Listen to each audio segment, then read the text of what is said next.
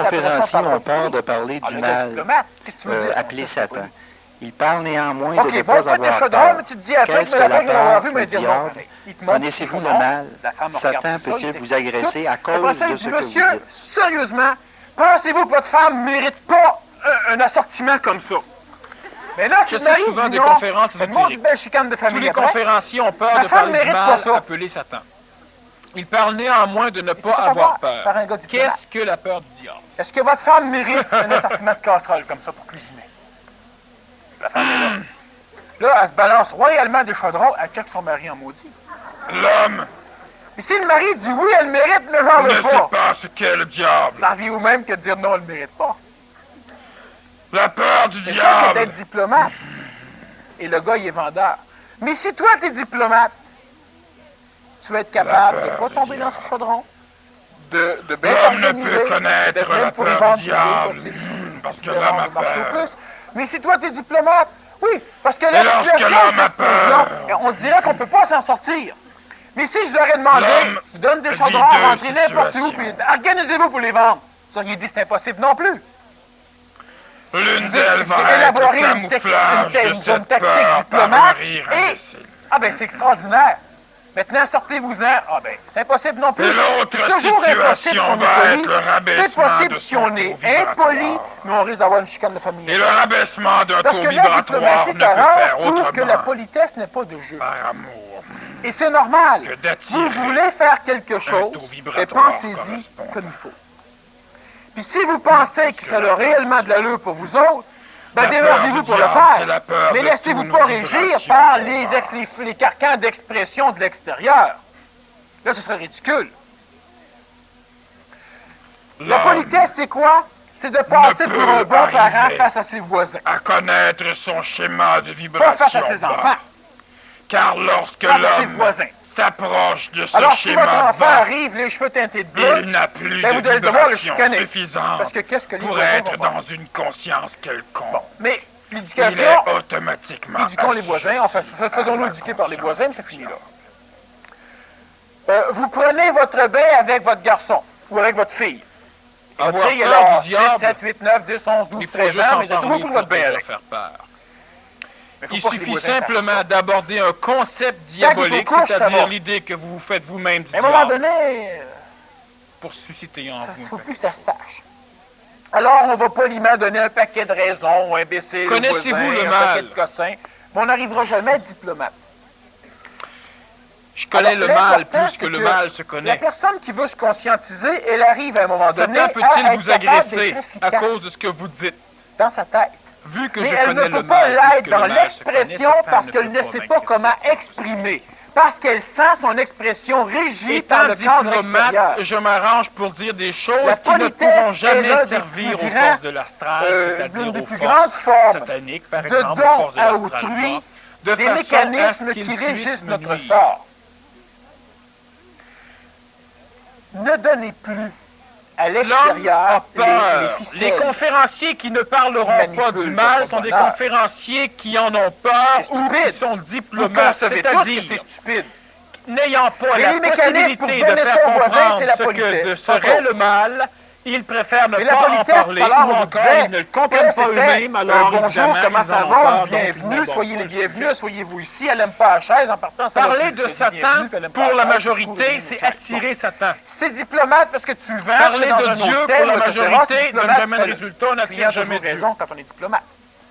Mais à un moment donné, si tu Il est évidemment plus invite facile de quelqu'un, faire du mal que de tu faire du veux bien, être parce poli, que plus l'on se rapproche parce de que c'est forces diplomate d'être psychologiques poli, qui sont basses en et que la vibration, personne, elle est plus ces impolie, vibrations sont en alors c'est relation diplomate avec le de plan ne plus vibratoire être poli. de la matière. Cela Donc, veut pas tout dire ce d'être que l'on impoli. demande qui est Cela veut mal dire se d'agir, matérialise de beaucoup vivre, plus vu rapidement qu'elle est impolie, parce dans que un leur cadre schéma où la vibratoire est déjà politesse plus et bas, l'impolitesse ne c'est-à-dire peuvent pas en servir. rapport avec le plan de la matière. Exactement comme Et mon lorsque vendeur. l'on prie pour Tu peux le me mettre bien, poliment lorsque ou l'on impoliment prie dehors, Dieu, hein, qu'il y a lorsque quelque l'on chose prie qui se n'importe passe. quoi, Parce que on s'adresse est-ce à que des ta vibrations femme mérite hautes des qui chaudrons ne comme pourront ça? pas Alors, je s'exprimer dis, dans la maintenant, matière j'ai avec autant amené de mon diligence interlocuteur parce que dans leurs un vibrations cadre où sont impoli trop ou hautes. poli. Et avant que Ça- ce schéma ça vibratoire haut Moi, je veux puisse être quelque chose. densifié Lorsque je veux d'une m'exprimer, certaine façon si je pour suis être exprimé dans la assujetti matière, au cela cadre prend beaucoup d'expression plus de de temps l'extérieur, que si l'on je ne s'adresse à peux Satan. pas m'exprimer. Alors évidemment, Et si plusieurs dans ont ma vendu leurs tête, âmes au diable J'ai parce que le une résultat était beaucoup connaissance plus rapide. mentale non colorée par l'émotivité. Qu'est-ce que mais la je peur ne du peux diable? La peur l'exprimer du diable, c'est la autrement peur que qu'en vous le avez colorant vous-même par des vibrations l'émotivité. qui sont basses et qui se trouvent Ben, ça en vaut vous. pas la peine de discerner grand-chose. Et lorsque j'appelle La Satan, diplomatie, et c'est Je quelque ne chose fais qu'appeler d'extrêmement un égrégore important parce que la vibratoire. majorité des hommes Et cet qui vont égrégore à un moment donné vibratoire comprendre la faille sera de la supporté politesse, par ma vont parole, mélanger par l'impolitesse votre parole, avec la diplomatie. et automatiquement, votre taux vibratoire va baisser. Est-ce Il va que tu diminuer veux me parler? très Non. bas.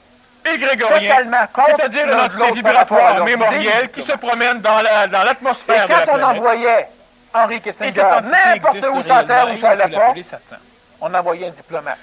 Chaque fois que Satan se présente quelque part, c'est qu'il Tout le y a monde était là déjà sur la au départ une espèce Kissinger de partait, faisceau c'était d'énergie Eux autres, bon, polis, lui, était diplomate. qui est en résonance Bien avec entendu. l'égrégore satanique, On ne peut et on se aura laisser donc une atmosphère satanique. continuellement manipulé. Mais je répète bien, Et cette j'ai atmosphère pas satanique extrêmement peut de se temps pour le répercuter dire, et c'est s'exprimer de important. différentes façons. La diplomatie, De ce n'est façon pas de olfactive, l'impolitesse. Auditive, Moi, je rentre dans ma classe, On dans la sent classe des d'école, odeurs, ouais, là, je on vois entend toutes des les bruits. profs en même temps, sinon, moi, je certains m'en vais. phénomènes de télékinésie Pas peuvent tant. apparaître.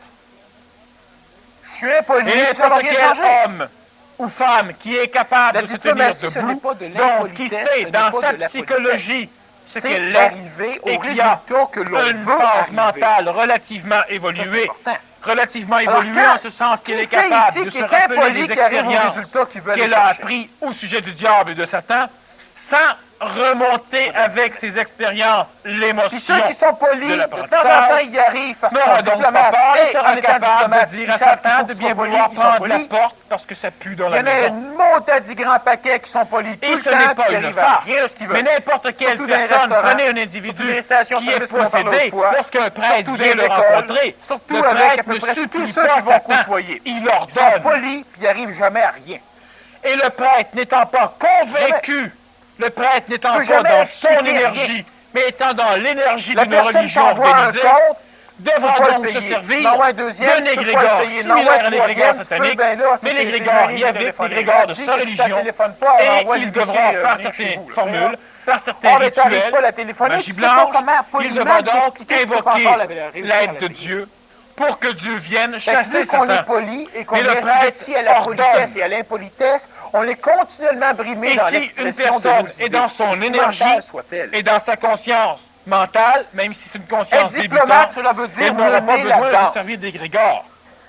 Cela veut dire Et être Satan ne consciemment viendra pas la rencontrer. conscient Or, ce qui fait que que moi, en nous ce qui sommes me capables concerne, de le diable mener et ce Satan, que l'on veut. je suis beaucoup à plus bien. satanique pour Satan que Satan l'est pour moi. Alors, la personne, j'ai un numéro de téléphone, je dois appeler, D'ailleurs, toutes les sinon forces c'est les yaviques sont créances. sataniques pour Je prends le Satan. téléphone, j'appelle pour m'arranger Si le pour que vendeur moi, du je diplomate puisse payer dit des selon ce choses que je fausses peux pour vendre son et non pas produit, selon ce qu'elle s'attire-t-il un karma négatif, même s'il est efficace?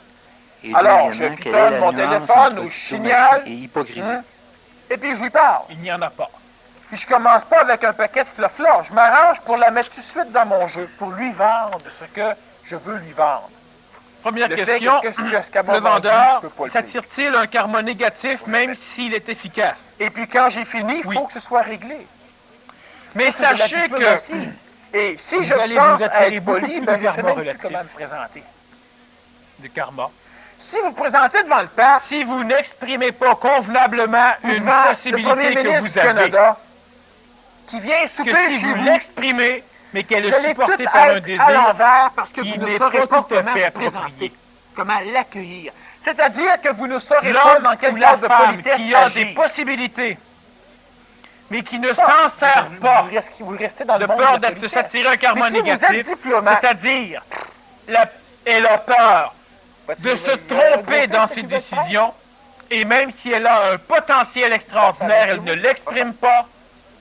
Un jour, elle se verra retirer Il y a ce aucune potentiel, raison, vous et voulez tout ce qu'elle connaître aurait pu réellement acquérir c'est en quoi l'exprimant, être elle le comment perdra fonctionne le automatiquement. Vatican, et toutes ces choses-là qui sont C'est des choses qui ont préférable quand même des structures Pour extraordinaires. l'homme expérientiel, Et vous avez la d'expérimenter, visite du que de souverain rester dans pontife, son mais cocon vous allez avec ses l'accueillir d'une façon possibilités, diplomate, et et de lui ne doit être rien à l'aise faire qu'un avec. diplomate Il avec. expérimentera quand même, Et mais il tout va bien expérimentera des Si on est déceptions, régi par la politesse, des on sait des défaites.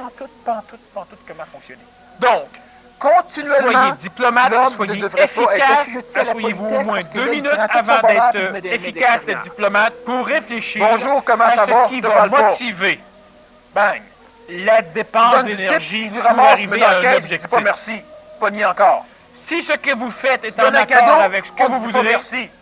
Il est ce bien n'est pas pas moi poli. qui va vous dire ce que vous C'est devez ça. faire. Si c'est donnes en un cadeau, accord alors avec au laisse-moi moins te mettre de quoi, parce qu'il y a un sujeté la concept politesse. quelconque chez vous, Les diplomates te donnent un cadeau pour avoir de qu'il quoi soit plus tard, supramental, pas de mental ou merci, pas merci, astral, on s'en balance. faites-le. Mais C'est le pensez-y résultat avant qu'on simplement. recherche. Si il y a erreur, vous aurez sans doute un espèce de karma à subir, c'est-à-dire que vous aurez En fait, un effet de retour. En tout cas, vous aurez la Donc, chance vous de aurez poser des à questions. vivre et à donnez le pas à cet effet de retour. Soyez diplomate avec votre karma. On va passer karma. tout de suite à la deuxième. C'est une autre question, non? Non, moi, c'est pas poli avec. Fait qu'on va passer à la Le deuxième karma partie. qui vous êtes obligé, Ok. c'est de diplomate avec. Vous direz pas, oui, maître, je t'écoute, puis on va couper un bras. Le karma est une chose qui peut facilement être transmutée en leçon. Je l'ai dit souvent dans une conférence qui est les pièges du karma. On a une idée de ce qu'est le karma, mais le karma est bourré de pièges. Un karma, c'est une chose que l'on paye ou que l'on transforme en leçon.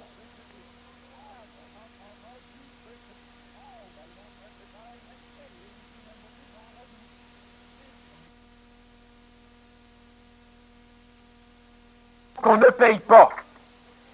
Parce que l'homme qui est toujours assujetti, l'homme qui est soumis, paye. Il prend de son énergie pour le remettre à l'énergie karma. Il paye. Mais l'homme et la femme ne sont pas sur la terre pour payer un karma. J'ai déjà expliqué que si je mettais ma main dans un bac d'acide sulfurique, je vivais un karma d'acide sulfurique. Et c'est le karma, c'est ça la loi du karma. On ne connaît pas une loi, on agit à l'encontre, et évidemment, si on rentre à 150 000 à l'heure dans un mur de béton, on subit un karma de mur de béton. Et lorsque l'on connaît les lois, on réussit à trouver les portes. Mais si on n'expérimente pas, la porte, avant qu'à un moment donné, on soit sûr qu'elle est là, on passe notre vie à rester assis sur nos lauriers. Alors, c'est préférable de vendre, si vous êtes vendeur, et le peu de karma que vous allez en retirer va être moins grand que si vous avez un potentiel et que vous restez assujetti à l'exprimer selon ce que l'extérieur veut. Maintenant, quelle est la nuance entre la diplomatie et l'hypocrisie? Il n'y en a pas. La seule nuance qu'il pourrait y avoir, c'est le karma. Si chaque fois que vous désirez quelque chose, psychologiquement, un désir émotif, vous vous arrangez pour manipuler l'extérieur de façon à l'avoir, ce que plusieurs enfants vont faire, et ce que plusieurs employés vont faire, ce que plusieurs militaires vont faire quand ils vont dresser d'autres militaires, à un moment donné, ils vont devoir rencontrer leur karma, parce qu'ils auront été trop hypocrites, en ce sens qu'ils auront tout monté à partir de menteries. Être diplomate, ce n'est pas compter des menteries, c'est-à-dire ce n'est pas inventer des sortes de situations pour manipuler autrui. La diplomatie, elle est intelligente. Si la diplomatie devient l'apanage de la psychologie, cela devient un jeu, une diplomatie polie, qui peut être extrêmement dangereux. La psychologie ne saurait être diplomate.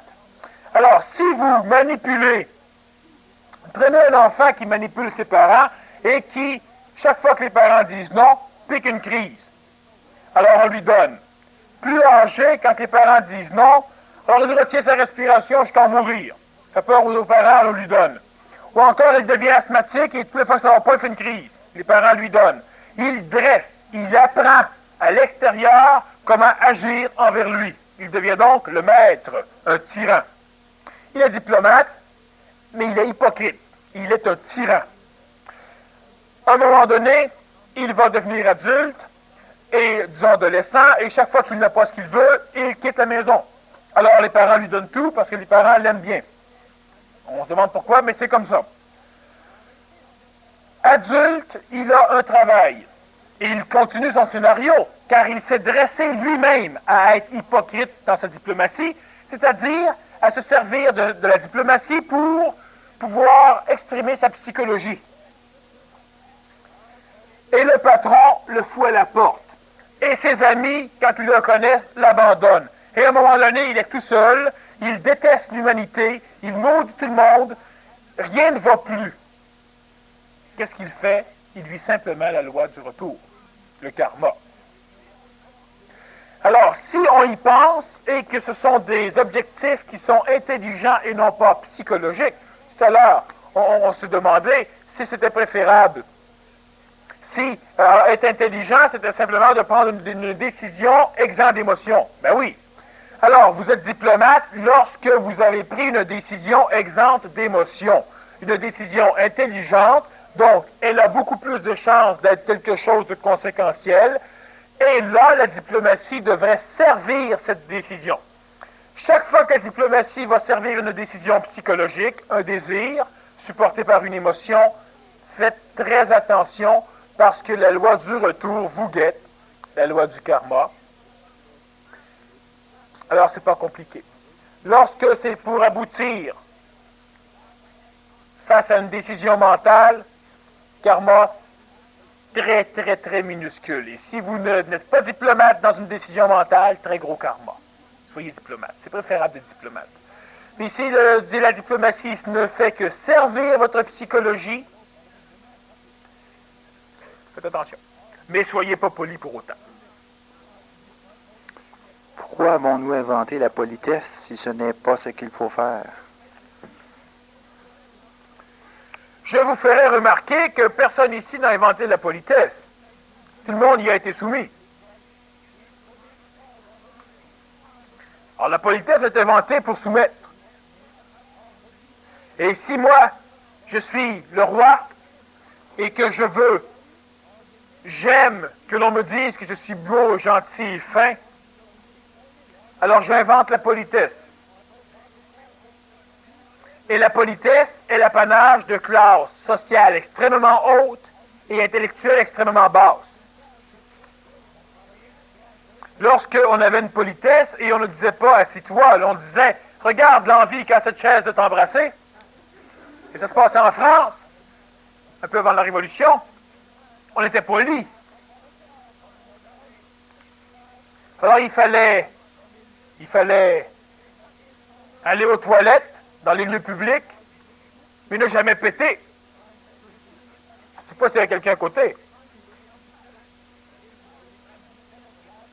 Et la politesse a même été jusqu'à un point où on devait se retenir si on était deux dans la même toilette publique, pour pas que l'on entende. C'est devenu une espèce de frustration pour certains. Et lorsque les deux sont polis,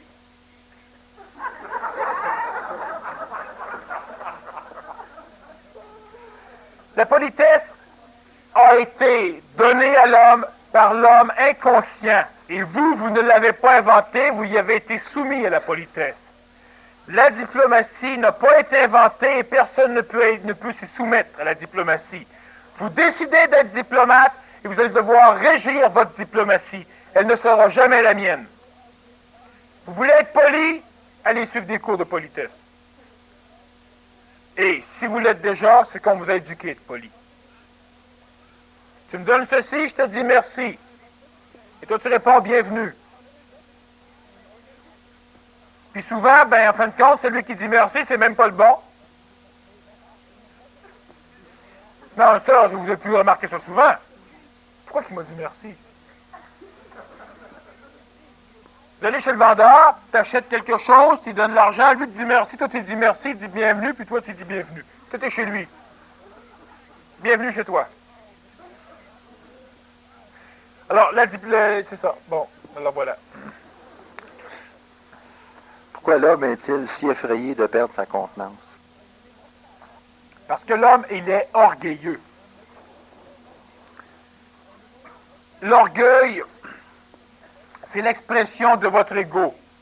C'est ce qui ressort de chez vous. Quand l'orgueil n'est pas manifesté à un point désagréable, on appelle ça la personnalité. Votre personnalité, c'est de l'orgueil. Et lorsque j'agresse un peu votre personnalité, elle se transforme effectivement en orgueil. Sa contenance, c'est que l'homme n'a pas appris à régir sa relation, à décider lui-même comment devrait se mener la relation, à décider, à penser sa relation, et vu qu'il ne l'a pas appris, qu'il ne sait pas qu'il peut l'apprendre, il est dans un cadre. Et s'il ne connaît pas tout le cadre de la politesse, il se sent nu. Il ne sait pas comment réagir. On n'a pas prévu pour lui comment il devrait réagir dans telle circonstance. Et c'est la contenance. Parce que la politesse, c'est ça. On a prévu pour vous tout ce que vous devriez faire dans telle ou telle situation. On a prévu pour vous. Pensez à ça. On ne vous a même pas demandé votre avis. On n'a même pas été poli. pour inventer la politesse. Alors, il y a beaucoup d'agressivité, de peur, à certaines occasions. C'est simplement des défenses. Tout à l'heure, on parlait de Satan, il y en a qui riaient, c'est une défense. Lorsque l'on est agressif, lorsque l'on a peur, on exprime de l'orgueil. Et cet orgueil, elle est simplement l'expression d'une découverte de notre psychologie, de notre ego, qui découvre qu'effectivement, tous les schémas qui nous servent de base sont fictifs, donc muables. Alors, on piétine, on est dans le doute pour éviter de poursuivre la découverte que nos bases sont muables, c'est-à-dire que ma politesse n'est pas nécessairement immuable, que mes concepts, mes connaissances ésotériques ou de spiritualité ou de Dieu ne sont pas nécessairement immuables, pour éviter de pénétrer encore plus dans cette découverte vers le doute. Alors je vais avoir peur, ce qui fait que je vais me défendre, donc je ferme les portes, ou je vais être agressif, donc je ferme les portes. Bref, l'orgueil, la personnalité, l'ego va tenter de s'exprimer de façon à empêcher la poursuite de la conscientisation. Pourquoi l'homme se sent-il effrayé de perdre sa contenance? Parce qu'il a l'impression qu'il ne fitera plus dans le cadre, donc il ne sera pas normal. Je vous dis que tout le monde doit arriver habillé en jeans. Si vous vous trompez de date, vous arrivez, tout le monde est en tuxedo. Vous perdez votre contenance. Parce que vous êtes anormal. Et l'homme poli a un grand intérêt. Il est voué à être assujetti à la masse, à être normal. Tout le monde le fait, je le fais. Tout le monde critique un peu que tout le monde le fait, je critique moi aussi, mais je le fais pareil. Alors, la contenance, c'est de perdre la face. Et perdre la face, c'est de l'orgueil. Je ne veux pas perdre la face. Je me sens trop important pour risquer de sentir que peut-être que je ne suis pas important. Alors, je m'arrange. Et j'ai peur de perdre la contenance, j'ai peur de perdre la face. Question aussi sur la différence entre l'amour et l'émotion. Bon, ouais. Une énorme différence. On l'a déjà vu en conférence une fois. Les raisons occultes de l'amour. L'émotion, c'est une énergie qui naît dans l'homme, qui naît dans la femme, lorsque l'être expérimente quelque chose. Chaque fois que mon regard, mes mains, mes sens vont percevoir quelque chose, visuellement, je touche, tout cela est transformé en influx électrique. L'influx électrique parcourt mes nerfs pour arriver à mon cerveau. Dans mon cerveau, ces influx électriques-là vont être transformés en énergie, énergie qui deviendra de la mémoire psychologique de l'astral. Maintenant, chaque fois qu'un influx électrique circule à l'intérieur de mon système nerveux ou de mon système cérébral, il circule à une certaine vitesse, qui varie de 20 mètres à la seconde, aller jusqu'à 60-80 mètres à la seconde. Alors, c'est suffisamment rapide dans le contexte de la distance du cerveau humain. Chaque fois qu'une énergie circule, elle dégage un champ électromagnétique. Ce champ électromagnétique dépend de la quantité d'énergie et de la vitesse avec laquelle cette énergie électrique va circuler dans mon système nerveux ou cérébral.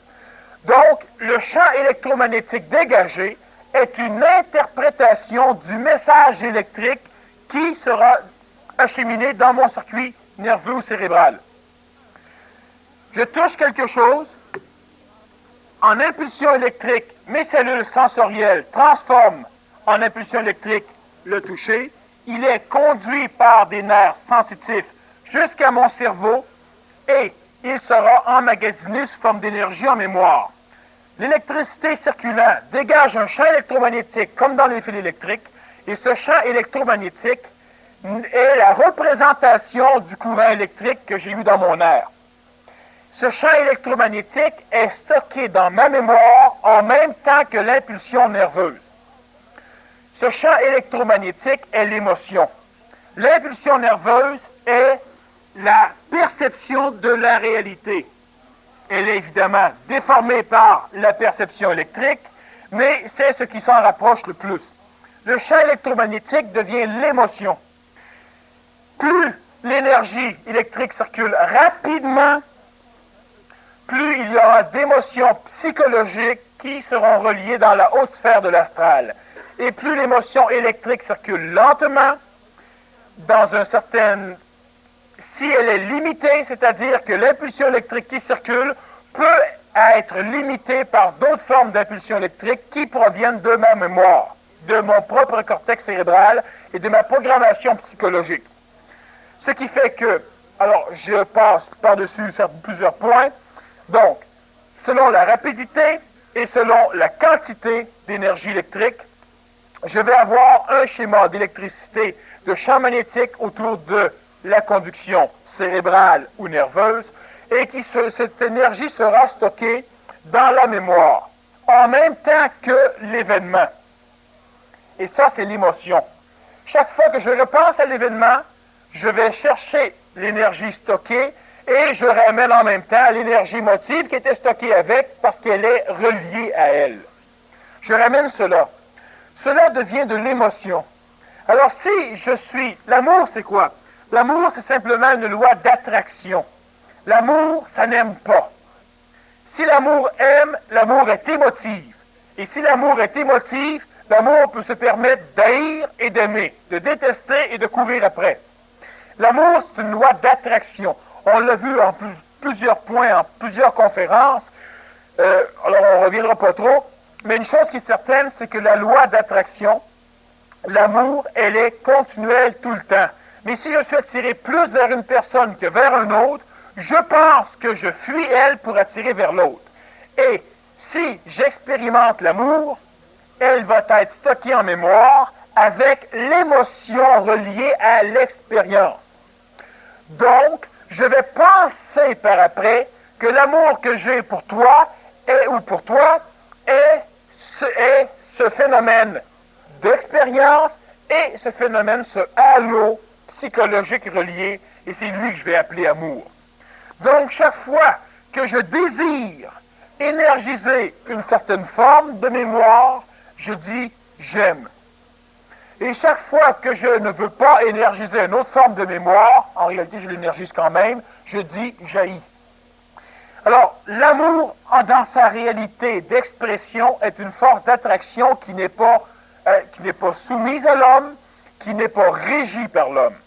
L'homme ne décide pas ce que l'amour va faire. L'amour n'a pas de raison et l'amour n'aime pas. L'homme a des raisons d'haïr et des raisons d'aimer parce qu'il a expérimenté. Et il va appeler cet amour le phénomène émotif qui lui fait rechercher une chose plutôt qu'un autre. Il ne se sert que de sa mémoire émotive qui a un jour enregistré de l'amour. Et maintenant qu'il croit connaître l'amour, chaque fois que l'amour se présente devant lui, il la refuse parce qu'elle n'est pas en parfaite similitude avec l'idée qu'il se fait de l'amour, idée emmagasinée avec les expériences où il a connu l'amour. Donc, l'émotion est une illusion de l'amour, et l'amour est une attraction non régie par l'homme, et l'amour n'a pas besoin de raison pour s'exprimer. Mais l'émotion a besoin de raison pour s'exprimer, elle a besoin de support pour s'exprimer, et si on efface la mémoire chez l'homme, il n'a plus d'amour comme il l'entend. Si vous oubliez tous ceux que vous aimez, vous ne les aimez plus. C'est évident. Parce que le halo que vous appelez l'émotion d'amour disparaît en même temps qu'on efface la chose que vous aimez. Et l'amour réel, l'enfant recherche tout ce qu'il peut trouver, c'est de l'amour. Il expérimente les choses, et des choses vont être stockées dans une région avec un halo énergétique psychologique qui seront de la bonne énergie, c'est-à-dire une énergie haute en vibration. Ça, il apprendra à l'appeler l'amour. Et ce qui est stocké avec des énergies plus basses, il apprendra à appeler ça d'autre chose. Par après, il ne peut plus connaître l'amour, car il croit connaître l'amour, et il recherchera tout ce qui peut stimuler une énergie similaire à ce qu'il lui appelle l'amour, et c'est ce que l'homme fait aussi. Alors, voilà la différence entre l'amour et l'émotion. Ici, on essaye de dissocier l'expérience avec le bagage émotif relié à l'expérience. Il me semble qu'il n'est pas si facile de dissocier, c'est sur le bagage émotif relié à une expérience et l'expérience elle-même. Est-ce qu'il y a un apprentissage ou un truc à connaître pour y arriver facilement? Bon, il y a deux mots, disons, qui reviennent souvent, mais qui ne sont pas intelligents. Facilement, truc. Je ne veux pas brumer le poseur de questions, là. C'est une prise de conscience. D'accord?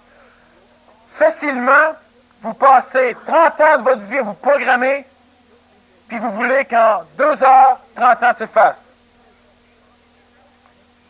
Facilement, non. Est-ce qu'on peut guérir un cancer du poumon facilement?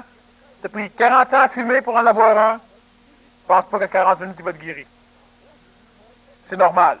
C'est les mêmes lois qui régissent l'un et l'autre. Il n'est pas si facile de dissocier le bagage émotif relié à une expérience, cela va de soi. Si cela serait facile, bien évidemment, tout le monde le ferait. On va apprendre par l'expérience à faire confiance à notre faculté mentale et on peut aussi, en se conscientisant, c'est-à-dire par des conférences par exemple, ou en lisant des livres, ou en regardant des émissions de télévision qui vont en parler, c'est pas le cas encore, mais ça va venir, on peut finir par comprendre le mécanisme même de la mémoire pure, de la mémoire colorée. Juste le fait de voir qu'effectivement l'on peut enregistrer quelque chose et on va l'enregistrer, mémoriser avec l'émotion que l'on aura vécue lorsque l'on aura perçu la chose, c'est déjà un immense pas. Lorsque vous vous rappelez quelque chose qui vous fait peur, observez la chose que vous voulez vous remémorer et observez ce qui se passe en vous. Automatiquement, l'émotion disparaît.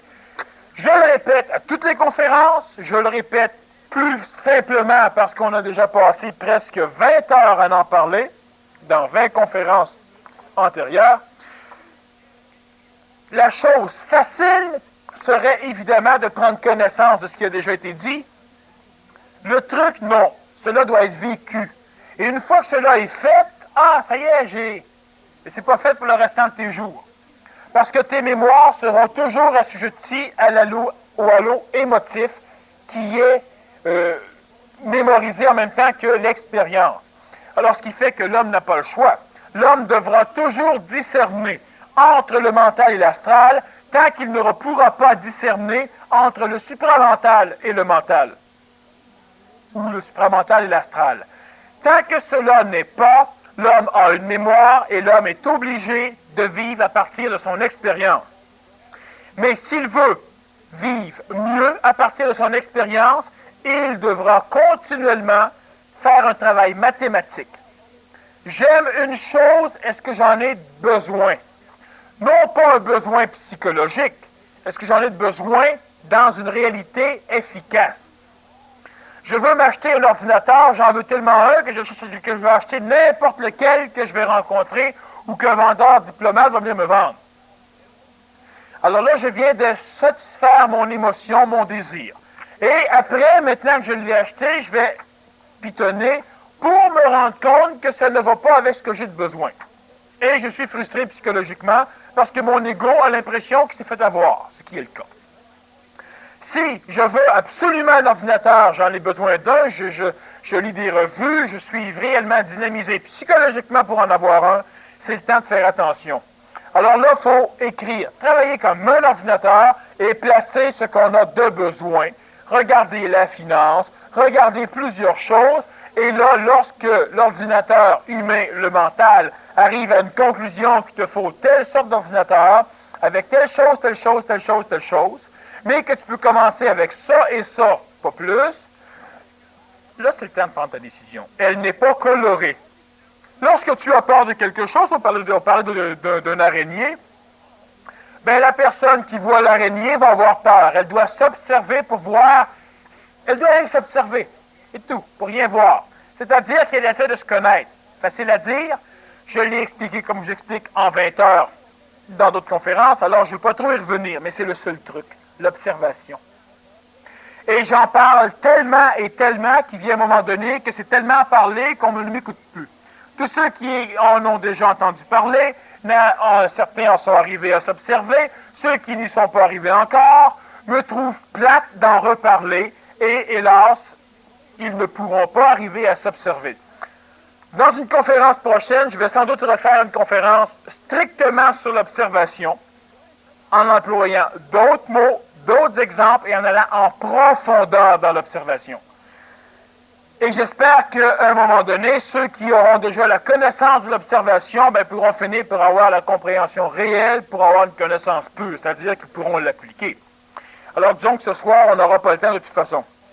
Est-ce un apprentissage ou un truc à connaître? Alors c'est un apprentissage qui doit être fait par la parcelle mentale et par la parcelle astrale. C'est-à-dire c'est un apprentissage qui doit être fait par l'intellect qui devra dissocier la mémoire expérientielle de l'émotion expérientielle et une expérience, c'est-à-dire un apprentissage émotif qui devra faire confiance à son intellect dans le choix des décisions, ce qui n'est pas toujours le cas. Je sais qu'il me faut ça, mais je ne sais pas si je vais l'aimer. Voilà. Alors donc, l'émotivité ne fait pas confiance à l'intellect.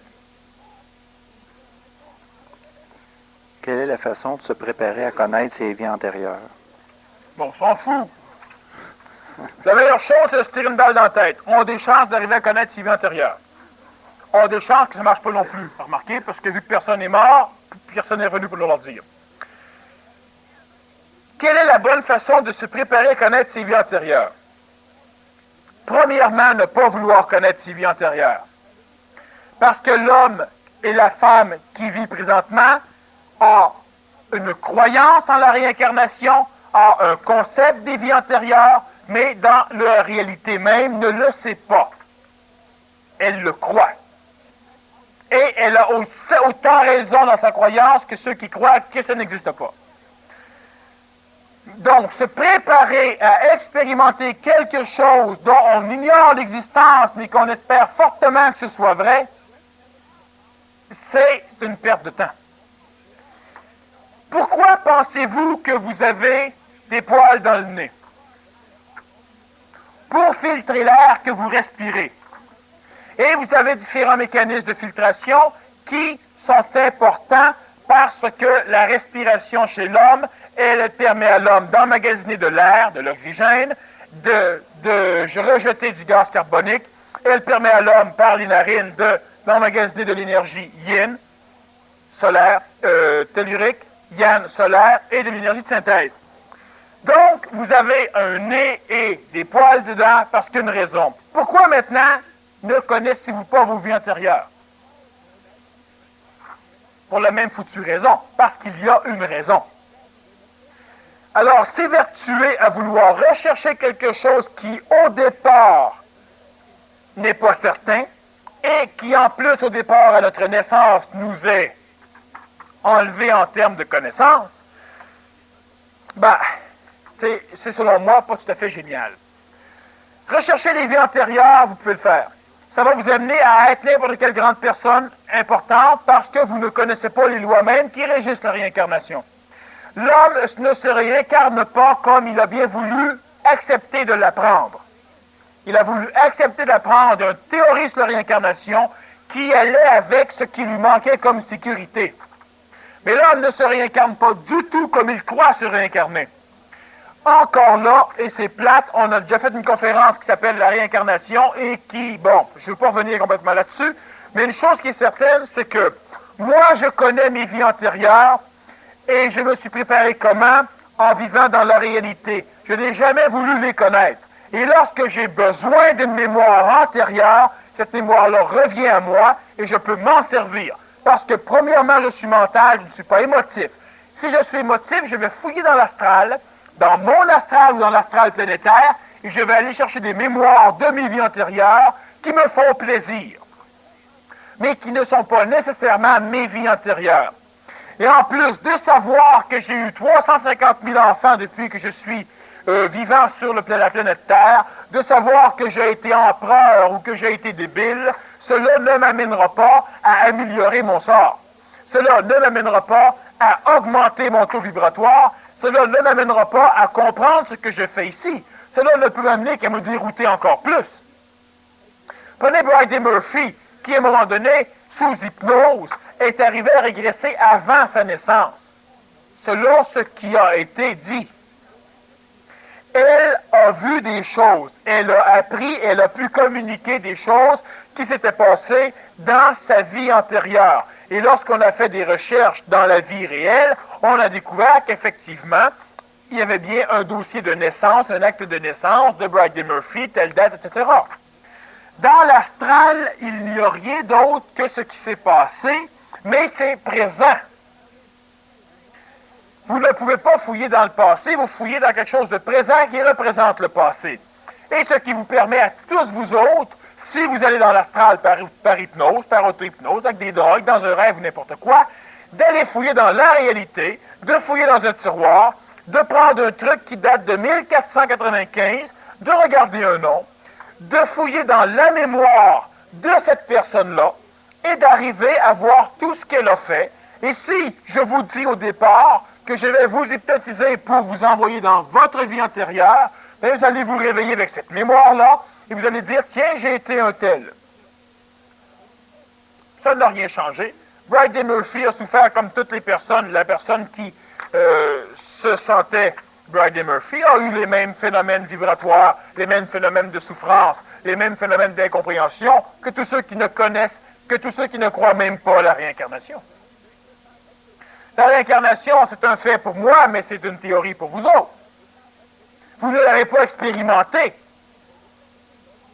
Et vouloir revenir dans les vies antérieures, c'est de vouloir rechercher quelque chose qu'on n'est pas sûr, vu qu'on espère que c'est vrai. C'est une perte de temps et une perte d'énergie. C'est très intéressant, je l'avoue. C'est extrêmement intéressant. Mais les souffrances n'en disparaîtront pas pour autant. Les misères non plus. L'homme qui connaît ses racines n'améliore pas nécessairement son sort. Ce n'est pas utile. C'est préférable d'essayer de se canaliser dans le vivant. Si vous allez dans vos réincarnations et vous découvrez tous vos vies antérieures, vous apprenez que tous ceux que vous avez été ont perdu toute leur vie à rechercher leur vie antérieure. Mais ça vous arrange grand-chose. Jamais ils n'ont pensé évoluer, jamais ils n'ont pensé à vivre le moment présent. Chacun de ceux-là étaient des grands initiés qui ont passé leur vie à rechercher leur vie antérieure, et puis vous êtes un de ceux qui recherchent encore leur vie antérieure. Ben, ça vous fait une belle aventure. L'homme doit vivre ce qu'il est dans le moment présent. Le passé, c'est du passé. Et ça ne viendra pas expliquer le présent. Alors, on ne peut pas expliquer le présent à partir du passé. On peut essayer de déformer la perception du présent pour le faire fitter avec notre perception du passé.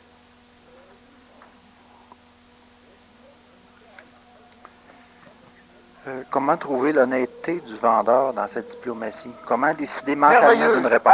Je t'arrête tout de suite de me répondre à ça parce qu'on n'a plus tellement le temps. Le rôle d'un vendeur, c'est de vendre. Le rôle d'un acheteur, c'est d'acheter. Acheter d'un vendeur, et si le vendeur s'en va en disant « je me suis fait avoir », vous devez jouer votre rôle d'acheteur à merveille. Puis jamais le vendeur va vous en vouloir. Puis si le vendeur vous vend de quoi, puis vous l'achetez, c'est de votre faute. Puis vous n'avez pas besoin de d'haïr le vendeur pour ça. C'est vous autres qui jouez mal le jeu. Moi, je vends, je t'offre quelque chose, et toi, tu veux acheter, tu dois l'avoir, si tu en as besoin, au meilleur prix. Et le vendeur doit te le vendre, même si tu n'en as pas de besoin, au plus haut prix. Et c'est normal. On vit dans une société de consommation, c'est les règles du jeu. Acceptez-les, puis travaillez avec. L'acheteur doit acheter ce qu'il a besoin au meilleur prix. Le vendeur doit vendre tout ce qu'il veut au plus haut prix. Soyez un bon acheteur, soyez un bon vendeur. Merci, Daniel. Bonsoir. Je ne vous dirai pas merci, ça va être trop poli.